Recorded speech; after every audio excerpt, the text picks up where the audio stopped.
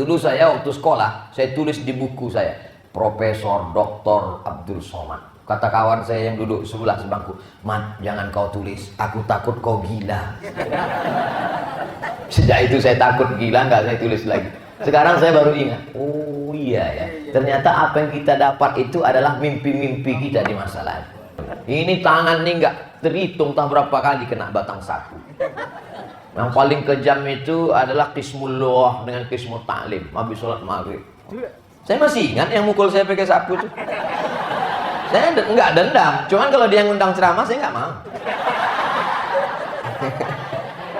Hampirlah saya ke rumah makan mewah, canggih, indah, mantap. Sampai di dalam saya pun makan enak. Tiba-tiba saya ngelihat ada seorang, kita dulu satu sekolah. Iya. Ayo makan, silakan makan, nanti saya bayar. Makanlah, selesai makan, pas saya mau bayar, berapa semuanya? Kata kasir, mohon maaf Pak, yang punya itu. Ternyata yang makan sama saya itu yang punya rumah makan. Pegawai-pegawai sudah dibawanya umroh semua, mobilnya mewah. Saya nanya, ente punya tuyul berapa? Bisa kaya begini.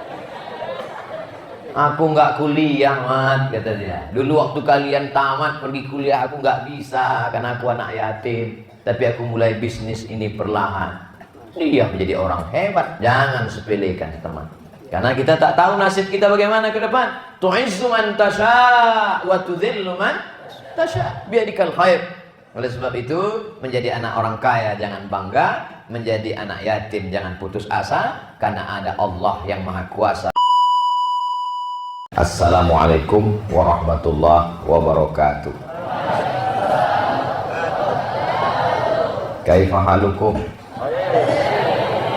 Saya di Pekanbaru itu habis sholat subuh hari Sabtu tausiah. Habis tausiah saya ngisi tafsir di sekolah namanya Al-Azhar Sifabudi. Al-Azhar Sifabudi ini nama kepala sekolahnya Ustadz Qurtubi.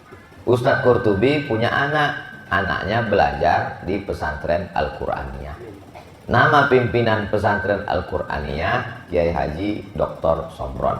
Begitu sanadnya. Itu namanya sanad. Laulal isnad laqala man sya'a ma sya'a, kata Imam Abdullah Ibnul Mubarak. Kalaulah bukan karena sanad, orang akan ngomong semaunya saja. Al-Quran yang kita baca di Indonesia, Malaysia, Brunei Darussalam, Moro, Filipina, Patani, Thailand Selatan, Singapura, itu riwayat Imam Hafs. Imam Hafs dapat riwayat itu dari Imam Asim. Imam Asim dapatnya dari Abu Abdurrahman Ibn Habib As-Sulami. Imam Abu Abdurrahman dari beberapa orang sahabat Nabi. Yang pertama Zaid bin Sabit, yang kedua Ubay bin Ka'ab, yang ketiga Abdullah bin Mas'ud, yang keempat dari Sayyidina Ali bin Abi Thalib, keempat-empatnya dari Sayyidina Maulana Muhammad sallallahu alaihi wasallam. Nabi Muhammad dari Jibril, Jibril dari Allah subhanahu wa ta'ala. Adapun Kiai Sombron dari guru, syekh dan kiai beliau di Institut Perguruan Agama Islam Al-Quran. Lalu kemudian sampailah sanad itu kepada Imam Hafs, dari Imam Hafs ke Imam Asim, dari Imam Asim ke Imam Abu Abdurrahman, dari Imam Abu Abdurrahman ke sahabat Nabi Ubay bin Ka'ab, Zaid bin Thabit, Ali bin Abi Thalib, Abdullah bin Mas'ud, sampai ke Nabi Muhammad sallallahu alaihi wasallam. Tidak putus. Kalau sanadnya putus, maka hadisnya dhaif. Hadis saja kalau dhaif tidak diterima, apalagi Al-Quran. Tidak usah diingat-ingat. Karena kalau dipaksakan nanti kabelnya putus. Nah, ada salah seorang sahabat Nabi di kampungnya itu ada orang gila. Lalu kemudian dia baca Al-Fatihah banyak-banyak sambil menahan air liur. Bismillahirrahmanirrahim. Alhamdulillahirabbil alamin arrahmanir rahim maliki yaumiddin iyyaka na'budu wa iyyaka nasta'in shiratal mustaqim shiratal ladzina an'amta 'alaihim ghairil maghdubi 'alaihim waladdallin amin. Bismillahirrahmanirrahim. Alhamdulillahirabbil alamin. Sampai air liurnya banyak, habis itu dia ludahi orang gila itu. Sehat. Orang gilanya sembuh. Habis itu dia lapor ke Nabi Muhammad sallallahu alaihi wasallam. Ya Rasulullah, ya ada orang gila di kampung saya bacakan Al-Fatihah banyak-banyak sambil air liurnya saya tahan. Setelah itu saya ludahi, orangnya sembuh dan saya dikasih hadiah kambing. Pertanyaannya, kambingnya halal apa enggak? Dia nggak ada nanya, ya Rasulullah boleh nggak bacakan Al-Fatihah untuk orang gila? Dia nggak tanya itu. Yang dia tanya, kambingnya halal apa tidak? Beda sama orang sekarang. Yang dipermasalahkannya baca Fatihahnya, kambingnya nggak dimasalahkan. Itulah dalil boleh menerima hadiah dari ruqyah. Riwayat kedua, sahabat Nabi musafir. Sampai di tengah jalan, mereka mau numpang nginap di rumah kepala suku. Kepala sukunya sombong, angkuh, tidak mengizinkan. Gak boleh nginap di sini. Silakan lanjut perjalanan. Mereka lanjut perjalanan. Gak berapa lama melanjutkan perjalanan, tiba-tiba ada orang mengejar dari belakang. Dengan nafas tersengal-sengal, orang itu ngomong, tolonglah pulang lagi temui kepala suku. Kenapa? Karena kepala sukunya baru disengat kala jengking. Syukur. Andai saya itu yang diminta tolong, rasain. Tapi orang ini baik. Tolonglah doakan kepala suku. Dia pun mundur lagi datang dan kemudian mendoakan kepala suku itu dengan membacakan Al-Fatihah. Setelah dibacakan Al-Fatihah, kepala sukunya sembuh, dapat hadiah 30 ekor kambing. Sampai di kota Madinah, dia cerita ke Rasulullah, ya Rasulullah sallallahu alaihi wasallam, ada kepala suku disengat kala jengking, saya bacakan Al-Fatihah sembuh dan dapat 30 ekor kambing. Nanya ke Nabi, halalkah 30 ekor kambing ini? Kata Nabi, kenapa kamu nggak bagi-bagi? Dari dua riwayat ini menguatkan makna wa nunazzilu minal qur'ani ma huwa syifa. Bahasa Arabnya obat itu dua, dawa dengan syifa. Kenapa Allah tidak mengatakan wa nunazzilu minal qur'ani ma huwa dawa? Karena kalau dawa diminum bisa sehat, bisa sakit, bisa mati.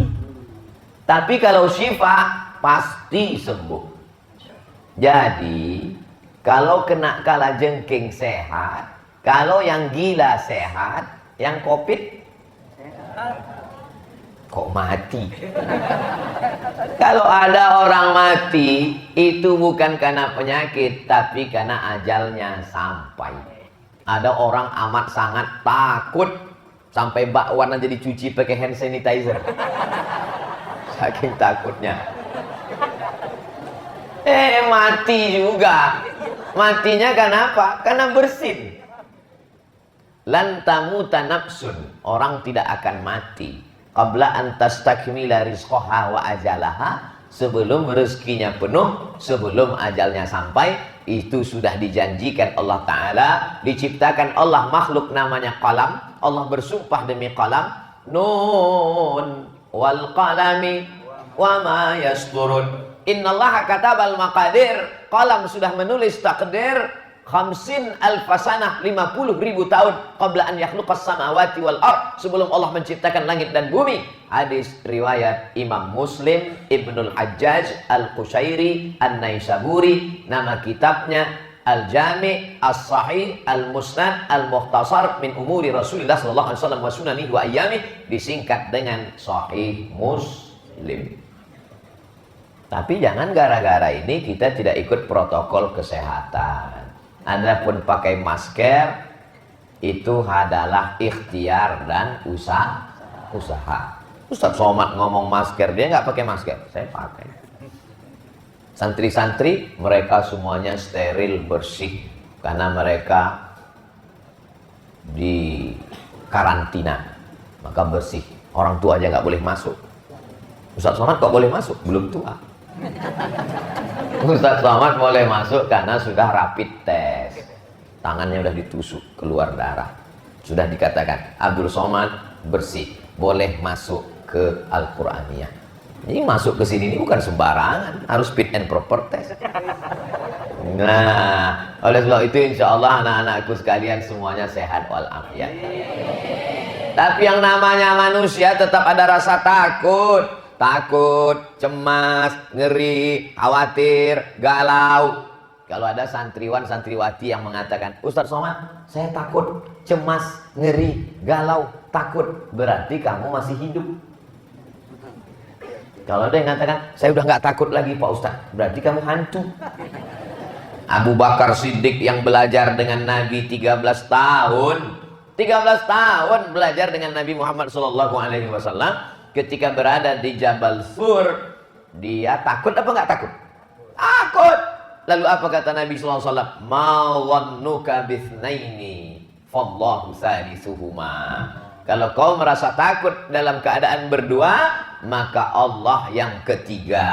Kalau kau merasa takut berempat, maka Allah yang kelima. Ada Allah. Idhuma fil ghari. Ketika mereka berdua berada di dalam gua, idh yaqulu li sahibihi, dia berkata kepada sahabatnya, la tahzan, don't be sad. Jadilah satu buku yang ditulis oleh Dr. Aid Al-Qarni. Bukunya bestseller, ditulis berbagai bahasa di dunia, Inggris, Prancis, Indonesia. La tahzan, don't be sad. Jangan sedih, jangan takut, jangan galau. Kenapa? Karena ada Allah. Tidak ada rasa takut, tidak ada tempat untuk takut di kepala santriwan santriwati Al-Qur'aniyah, karena kepalanya sudah diisi Al-Qur'an. Pas dicek kepalanya, rasa takut nggak ada tempat, karena sudah diisi dengan Al-Qur'an. Warzuqna tilawatahu ana al-laili wa atrafan nahar. Ana al-laili, ketika di waktu malam, wa atrafan nahar, dan ujung siang. Yang dimaksud ujung siang awal terbit matahari, ujung siang petang tenggelam matahari, malam, pagi, petang isi kepalanya Al-Qur'an. Adapun anak-anak yang di luar pesantren isi kepalanya game online, PlayStation, Naruto, Upin Ipin. Anak-anak pesantren tidak sempat memikirkan itu. Dia sibuk dengan setorannya, dia sibuk dengan hafalannya. Yang sudah hafal sibuk dengan tafsirnya, yang sudah tafsir asbabun nuzulnya, sibuk dengan karya-karyanya. Maka itulah yang akan kekal abadi di bawah bekal menghadap Allah. Yauma la yanfa'u malun wala banun. Hari itu tak ada gunanya harta, wala banun, tak ada gunanya anak, illa man atallaha biqalbin salim. Mereka datang menghadap Allah dengan qalbin, hati yang salim. Kenapa hatinya salim? Karena isi hatinya Al-Qur'an, isi kepalanya Al-Qur'an. Beruntunglah Bapak Ibu wali santri yang sudah memasukkan anaknya ke pondok Al-Qur'aniyah, karena akal anaknya diperkuat ikatannya dengan ikatan Al-Qur'an. Kalau ikatan ini tidak kuat, longgar, maka semua akan masuk. Narkoba, sabu-sabu, lem kambing pun masuk. Tapi kalau ikatannya kuat, sama seperti plastik, kalau diikat kuat, apapun tidak akan masuk ke dalam. Jadi Bapak Ibu wali santri, yang tadi kata Pak Kiai sampai nangis di depan pagar karena nggak bisa masuk, sabar. Lebih baik engkau nangis di depan pintu pagar Al-Qur'aniyah daripada nangis di depan pintu pagar BNN, Badan Narkotika Nasional. Lebih baik engkau nangis di depan pintu pagar Al-Qur'aniyah daripada menangis di pintu pagar rumah sakit. Anaknya kenapa? Karena virus HIV/AIDS. Gara-gara apa? LGBT. Ini mesti ditonton nih sama wali-wali santri. Walaupun mereka tidak hadir, insya Allah mereka menonton. Mudah-mudahan mereka punya paket. Amin. Sekarang banyak orang tua ini air matanya nangis, mubazir nggak tentu arah. Nangis karena anak di pesantren. Ibu nangis, iya Pak Ustadz. Sudah berapa lama nggak ketemu? 3 hari. La ilaha illallah Muhammadur Rasulullah. Gimana anaknya mau dikirim ke Turki? Insya Allah tamat dapat beasiswa ke Turki. Seperti kakak-kakak yang sudah berangkat ke sana. Sebagiannya lulus di Al-Azhar Kairo. Nanti pulang kemari mencerdaskan Indonesia menjadi baldatun thayyibatun wa rabbun ghafur. Nanti kalau saya ngomong dikatakan orang apologi. Itu kan apologi, membela agama dia. Tidak ada di dunia ini satu agama pun yang umatnya hafal kitab sucinya kecuali agama Islam. Setuju? Yalah, orang Islam. Tapi kita apologi. Apologi itu artinya membela agama sendiri. Tapi kalau mau ditantang di seluruh dunia, silakan. Saya nggak takut nih di-upload, silakan aja. Tunjukkan orang yang hafal kitab sucinya dari awal sampai akhir. Nggak ada di dunia ini. Kecuali agama Islam. Kecuali dia buat agama baru, kitab sucinya cuma 1 lembar. Nah, itu bisa. Siapa yang menjamin itu? Allah dalam Al-Quran. Satu-satunya ayat yang pendek, taukidnya sampai 5. Inna nahnu nazzalna dzikra wa inna lahu lahafizun. Inna nahnu nazzalna dzikra wa inna lahu lahafizun. 5 taukid. Allah mau menekankan Al-Quran tidak akan bisa diselewengkan, diputar balikkan, dihilangkan, dihapuskan sampai hari kiamat. Tapi Allah di situ pakai inna, kami. Allah itu 1, 2 atau 3? Qul huwallahu ahad, esa, tunggal, tak berbilang. Lalu kenapa dia katakan di situ inna, kami? Allah mau ngasih tahu, aku dan santriwan santriwati Al-Quraniyah menjaga Al-Quran sampai hari kiamat. Senang enggak disatu kelompokkan bersama Allah Subhanahu wa taala? Alhamdulillah Pak Ustadz, tadi saya satu majelis. Sama siapa? Sama bupati. Alhamdulillah Pak Ustadz, tadi saya satu bis. Sama siapa? Sama gubernur. Alhamdulillah Pak Ustadz, tadi saya satu pesawat. Sama siapa? Sama presiden. Terus dia duduk paling depan, saya duduk paling belakang. Orang begitu bangga satu majelis dengan pejabat. Tapi ini disatu majeliskan dengan Allah. Inna nahnu nazzalna dzikra wa inna lahu lahafizun. Kami, kata Allah. Allah ingin mengatakan aku dan mereka yang penghafal Quran ikut menjaga Al-Quran sampai hari kiamat. Setelah kalian menjadi pokok yang kuat, batang tinggi, gagah perkasa, bercabang, bertunas, berdaun, berputih, berbuah, kalian akan dikirim sejauh mata memandang. Ada yang sampai nanti ke Cambridge University. Amin, ya Allah. Otaknya Inggris, otaknya Australia, hatinya tetap Makkah, isinya tetap Al-Quranul Karim. Karena yang mengungkapkan mukjizat-mukjizat Al-Quran itu tidak bisa semuanya ustaz. Ustaz Somad kalau bicara tentang mukjizat Al-Quran orang nggak akan percaya. Tapi kalau ada di antara anakku ini yang menjadi SPOG, spesialis objin, spesialis kandungan, bicara dia tentang ayat Al-Quran bahwa manusia itu dari nutfah, setelah nutfah berubah menjadi alaqah, dari alaqah berubah menjadi mudghah, mudghah itu kemudian berubah menjadi izam, fakasawnal izama lahma, lalu tulang itu dibalut dengan daging, summa ansha'nahu khalqan akhar, kemudian dia menjadi makhluk yang lain, bukan tulang, bukan darah, bukan daging, tapi makhluk yang sempurna. Fatabarakallahu ahsanul khaliqin. Nutfah berubah menjadi alaqah, berubah menjadi mudghah, berubah menjadi izam, izam dibalut, barulah menjadi manusia. 5 proses perjalanan manusia dijelaskan oleh dokter spesialis kandungan. Percaya nggak masyarakat? Percaya. Kalau Abdul Somad yang menjelaskan itu, man takallama fi ghairi fannihi ata bil ajaib. Siapa yang bicara bukan pada bidangnya, ngomongnya ajaib-ajaib. Makanya saya nggak pernah ngomong penjelasan itu. Kajian tafsir kita malam ini adalah tafsir kejadian manusia menurut Al-Quran dan ilmu kedokteran. Dijelaskan oleh alumni pesantren Al-Quraniyah S1, S2, dokter spesialis Universitas Islam Indonesia Yogyakarta. Keren apa tidak? Itulah pemuda-pemuda masa depan. Bicara tentang ghulibatir Rum, bangsa Roma dikalahkan. Di mana bangsa Roma dikalahkan? Fi adnal ardi. Diterjemahkan dalam terjemah Al-Quran, ghulibatir Rum, bangsa Roma dikalahkan oleh Persia. Fi adnal ardi, di bumi terdekat. Kata ahli tafsir, tempat perang itu adalah di Dead Sea. Dead, mati. Sea, laut. Bahasa Arabnya Al-Bahrul Mayyit. Bahru, laut. Mayyit, mayat. Laut, mati. Kenapa di situ disebut laut mati? Saking asidnya nggak ada yang hidup. Ikan-ikan pun mati saking asidnya. Dimasukkan ikan laut ke situ langsung jadi ikan asin. Di Yordania.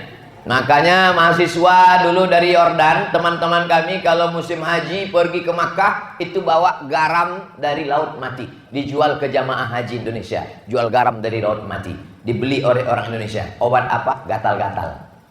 Makanya yang kena koreng, kena kurap, kena kudis, mandi di situ meringis kesakitan. Habis itu sehat. Laki-laki yang gatal matanya jelalatan mandi di situ sehat juga.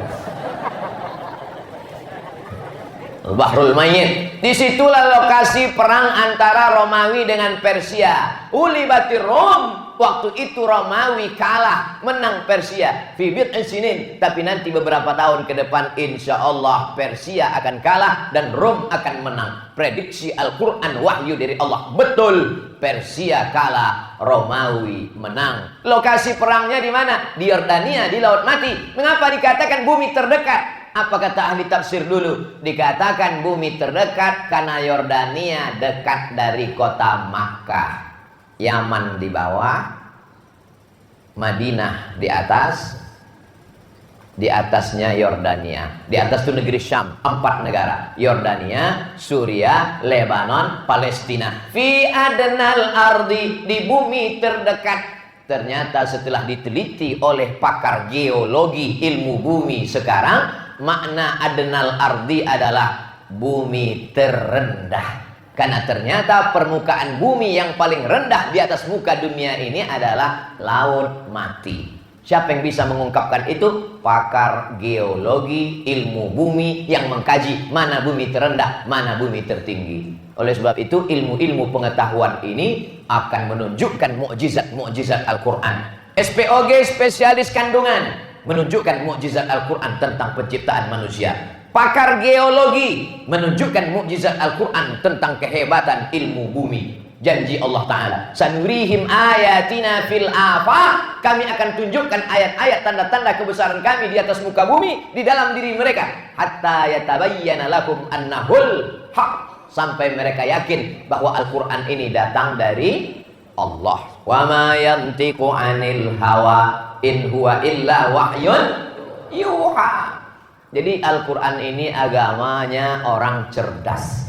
Al-Quran ini kitabnya orang yang smart, orang pintar. Makanya nanti orang Eropa, orang Amerika berlomba-lomba masuk Islam setelah mendengarkan ceramah santriwan pesantren Qur'aniyah. Amin ya Allah. Mendengar ceramah Ustaz Somad mereka tidak dapat hidayah. Karena ceramahnya tidak bergizi, tak berkualitas, tak berilmu. Tapi 20 tahun, 30 tahun akan datang, santriwan Qur'aniyah yang hafal Quran itu cerita tentang penciptaan manusia, cerita tentang penciptaan alam semesta, cerita tentang Big Bang. Kana taratqan, langit dan bumi itu dulu menyatu. Fafataqnahuma, lalu kami pisahkan, terjadi ledakan yang besar.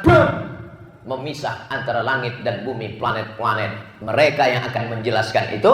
Apa ilmu mereka? Astronomi. Inna fi khalqis samawati wal ardi wa ikhtilafil laili wan nahar la ayat.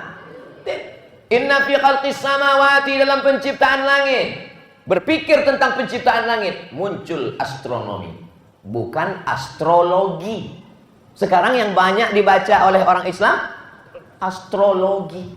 Apa beda astronomi dengan astrologi, Ustaz? Astronomi ilmu tentang planet. Astrologi kalau lahir bulan April bintangnya Taurus, jangan nikah dengan bintang ikan. Karena Taurus sama ikan masuk laut, gembung masuk angin. Astrologi, ilmu nujum, ilmu perbintangan. Kadzdzabal munajjimun walau shadaku. Orang yang suka astrologi itu bohong. Kalaupun betul, cuman kebetulan, kata Nabi sallallahu alaihi wasallam. Jadi yang didalami itu adalah ilmu astronomi. Inna fi khalqis samawati, astronomi, wal ardi, geologi, wa ikhtilafil laili wan nahar, meteorologi, klimatologi dan geofisika. La ayatin, itu semua ayat-ayat. Gimana santriwan santriwati Qur'aniyah? Siap? Insya Allah. Jadi sesuai dengan bakat masing-masing. Kan tidak semua suaranya seperti suara Ustadz Abdullah yang juara internasional. Juara internasional itu artinya juara dunia. Dikumpulkan semua qori di dunia, beliau juara. Andai ada musabaqah dunia akhirat, juara juga. Tapi tidak semua suara kita seperti itu. Karena dengan melantunkan bayati, sobasikan, hawan, jahar, karas, nafas panjang, yang suaranya bagus, tekuni itu. Tapi yang suara kurang bagus, jangan putus asa. Lalu kemudian minum racun tikus. Nauzubillah. Ada bidang yang lain. Bidang apa? Bidang tafsir sains dan teknologi.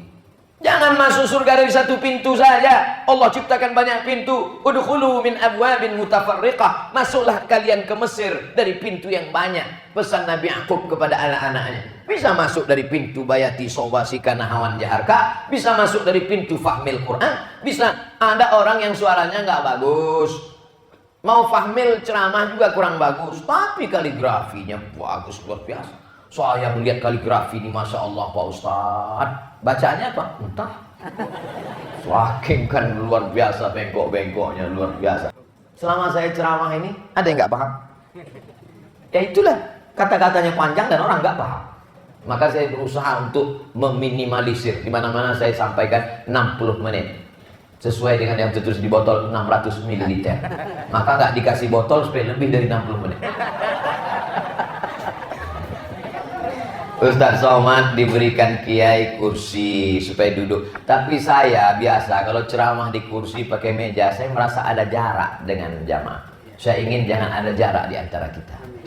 Maka saya menyambung. Kalau saya duduk di kursi, kiai di bawah, saya di atas, saya merasa diri saya seperti sedang jadi Fir'aun.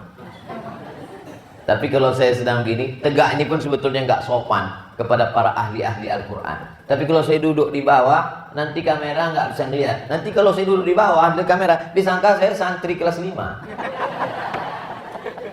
Nah, oleh sebab itu mohon maaf. Jadi jangan nanti katakan Ustaz Somad ini nggak beradab. Masa kiai duduk dia berdiri? Ini dalam rangka menyampaikan. Tapi kalau kita duduk bersama, ada yang lebih tinggi dari ilmu anakku. Ada yang lebih tinggi dari akalmu anakku. Apa itu? Al-adab fauqal ilmi. Adab, adab, adab. Kalau cerita ilmu, iblis lebih tinggi ilmunya. Iblis keluar dari sorga itu bukan karena sakau. Pernah nggak baca hadis? Iblis keluar dari sorga karena nyabu. Ada? Ada. Iblis keluar dari sorga bukan karena digoda setan. Mana berani setan goda iblis? Set. Yuk kita goda iblis. Jangan, itu bos kita guys. Iblis keluar dari sorga karena tidak beradab, karena nggak patuh sama Allah. Wa idh qulna lil malaikati isjudu li Adam fasajadu, semuanya bersujud illa iblis. Malaka anta takabbara fiha ukhruj innaka minas sagirin. Kau kecil iblis, kau tak ada apa-apanya. Wa in qulna lil malaikati, kami perintahkan kepada semua malaikat untuk bersujud, semuanya bersujud kecuali iblis. Iblis itu malaikatkah? Tidak. Iblis bukan malaikat. Dalam surah Al-Kahfi dikatakan dia bukan malaikat. Kana minal jinni. Iblis itu jin, bukan malaikat. Yang disuruh sujud malaikat. Kenapa bisa iblis ada di barisan malaikat? Iblis bukan malaikat, tapi dia bisa selevel dengan malaikat karena amalnya yang sangat banyak. Iblis itu awalnya naik beramal 1000 tahun ke langit pertama, beramal 1000 tahun lagi ke langit kedua, beramal 1000 tahun lagi ke langit keempat, beramal 7000 tahun ke langit ketujuh, selevel dengan para malaikat. Jadi kalau ada orang hafalannya banyak, amalnya banyak, sombong, enggak, saya ngomong akhlakmu anak. Oleh sebab itu jangan karena prestasi yang luar biasa lalu datang ke pesantren petantang petenteng. Saya sampai hari ini tetap datang ke sekolah SD saya, mencium tangan guru saya yang dulu menjedutkan kepala saya ke papan tulis. Ustadz marah? Enggak. Ustadz dendam? Enggak. Ustadz sakit hati? Enggak. Cuman ingat aja dikit. Karena kita tidak pernah jadi mantan murid dan dia tidak pernah menjadi mantan guru, sampai hari kiamat dia adalah guru kita. Betul? Enaknya jadi guru adalah setiap amal anakku semuanya mengalir kepada guru-guru. Guru yang digugu dan ditiru. Dari mulai cara pakai sorbannya, dari mulai cara berjalannya, dari mulai cara baca Qur'annya, dari bagaimana cara menarik nafasnya, bagaimana membaca lantunan Al-Qur'annya. Oleh sebab itu guru-guru kita ini Masya Allah, tabarakallah. Kadang ilmu kita ini biasa saja, tapi yang lebih banyak itu adalah barokahnya. Di India namanya guru. Guru itu bahasa India. Sedangkan di Pulau Jawa namanya kiai. Karena di Jawa dulu suatu yang mulia-mulia, ada gending, ada tombak, ada keris, itu dipanggil kiai. Karena dia makhluk yang dimuliakan di budaya Jawa dulu. Maka ketika datang orang mengajarkan agama, dipanggil kiai. Makanya ada lembu warna putih yang dimuliakan, itu disebut dengan Kiai Slamet. Makanya kalau ada kiai nggak bisa baca kitab, namanya Kiai Slamet. Jadi kiai adalah orang yang dimuliakan. Ada yang lebih tinggi lagi dari kiai, namanya sunan. Sunan artinya orang kalau kita ketemu dengan dia, tangan kita susunan. Maka kalau ketemu susunan. Nah, saya pun tadi masuk ke sini karena nggak boleh salaman, susunan. Ini namanya Sunan PSBB. Sunan PSBB. Anak-anak sekarang tidak belajar lagi. Kami dulu di SD belajar PSBB, pelajaran sejarah perjuangan bangsa, supaya menghormati penguasa, pejuang bangsa zaman dulu, founding father, pendiri bangsa, bil khusus 30 September yang tak lama lagi. Nah, ini banyak orang sekarang ketakutan dengan bangkitnya komunis. Saya tidak takut sedikit pun. Kenapa? Penghafal Quran inilah yang akan melenyapkan komunis dari Indonesia. Amin. Komunis itu kan singkatnya tidak bertuhan. Pemikirannya diambil dari mana? Dari Karl Marx. Karl Marx punya murid namanya Stalin. Mereka mengatakan agama ini hanya opium. Agama ini harus dimusnahkan. Makanya agama harus dihabisi. Oleh sebab itu ujung tombak perjuangan melawan komunisnya adalah pondok pesantren. Kalau sudah pesantren ini tumbang, hancur bangsa, kita akan terjajah. Makanya pesantren Qur'aniyah muncul. Alumni-alumni ini akan pulang dari Sabang sampai Papua, dan akan lahirlah Qur'aniyah 1, Qur'aniyah 2, Qur'aniyah 3, Qur'aniyah 4, Qur'aniyah 5. Abdul Somad nanti akan meresmikan di Sorong, Papua, Qur'aniyah 1000.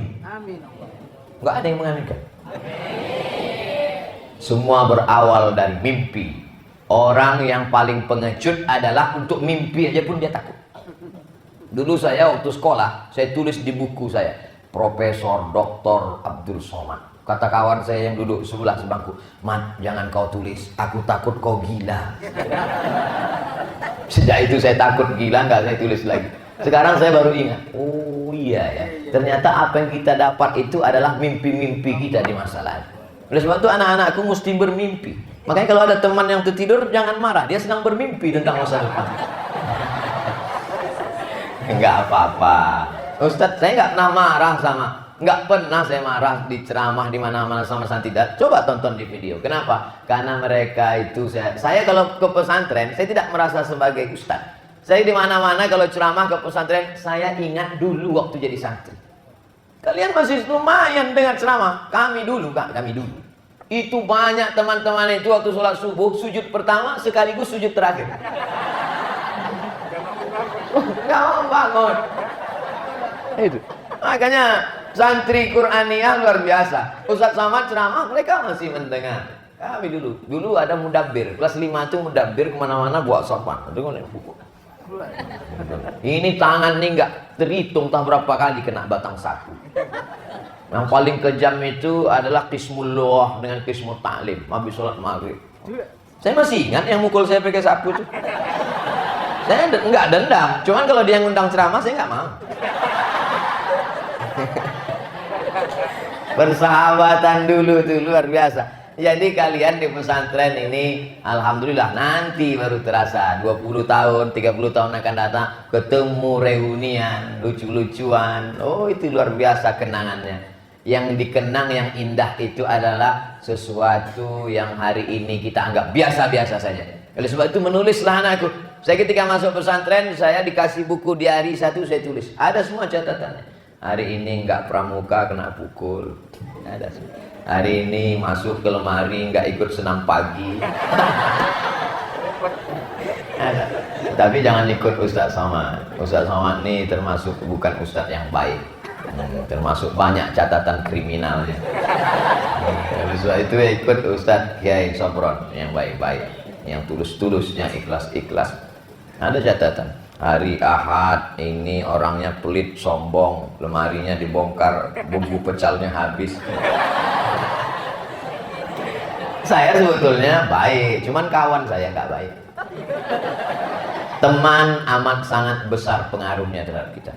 Jadi waktu itu kami dapat tugas, nama istilahnya bulis. Bulis itu dari kata polis. Dapat tugas jaga asrama. Bulis 5 orang boleh nggak sholat ke masjid, jaga asrama, mana tahu ada maling masuk. Datang kawan, alladzi waswisu fi. Mat, ini lemari si anu yang pelit itu. Oh nggak boleh kita rusak, karena dia jahat boleh. Habislah rambutannya sama cabai bang, sama sambal ikan terinya. Tapi udah minta izin, kami udah minta izin. Waktu acara reuni, saya minta izin kepada kawanku yang dulu kami ambil sambal pecalnya. Kalian izinkan kah? Izin.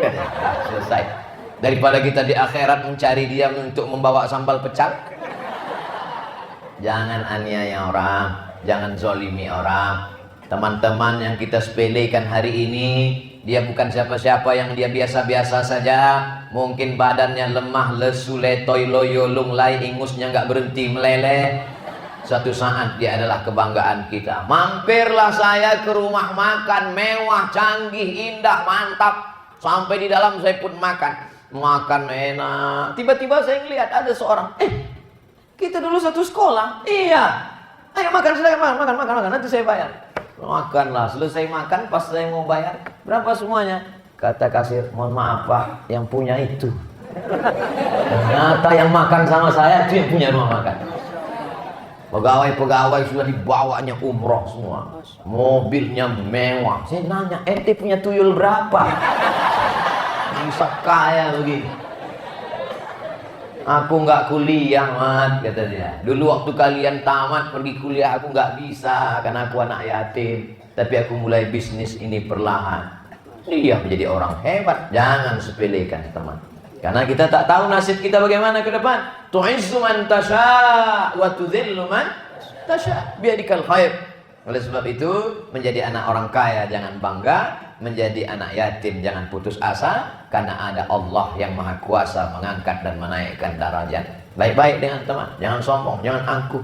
Laisal fata may yaqulu kana abi. Itu bapak saya punya mobil, itu bapak saya punya rumah. Itu bapakmu kalau mati dia. Tapi itu tidak ada di pesantren Qur'aniyah. Dari tatapan matanya semuanya baik-baik semua, insyaallah. Amin ya rabbal alamin. Jam 6.29. Tadi dimulai 5.30, sekarang 6.30. Tetap dalam aturan 60 menit bersama UAS, ujian akhir semester.